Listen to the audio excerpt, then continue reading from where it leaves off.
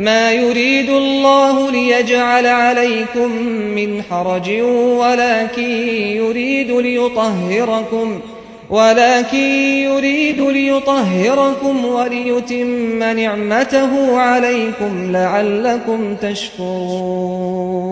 من رحمة الله تعالى بعباده أن رخص لهم في المسح على الخفين والجوارب في الوضوء بدلا من غسل الرجلين، وذلك بالمسح مرة واحدة أعلى الخف الأيمن باليد اليمنى وأعلى الخف الأيسر باليسرى، مفرجا أصابعه مبتدئا من أصابع رجليه إلى بداية ساقيه. يمسح على الخفين معا أو يبتدئ بالخف الأيمن ثم الأيسر، فالأمر في ذلك واسع، بشرط أن يكون الخف طاهرا من النجاسة، وأن يكون ساترا للقدم مع الكعبين، وأن يلبسهما على وضوء كامل. ومدته يوم وليلة للمقيم، و3 أيام بلياليها للمسافر، يبدأ احتسابها من أول مسح بعد انتقاض الوضوء.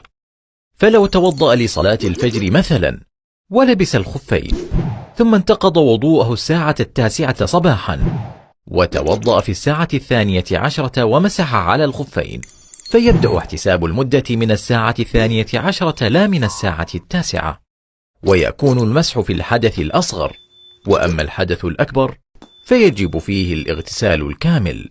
ومن خلع خفيه أو انتهت مدة المسح فوضوءه صحيح ما لم ينتقض بناقض آخر، فإن أراد المسح مرة أخرى وجب عليه أن يتوضأ أولا وضوءا كاملا يغسل فيه قدميه ثم يلبس الخف ويراعي الشروط السابقة.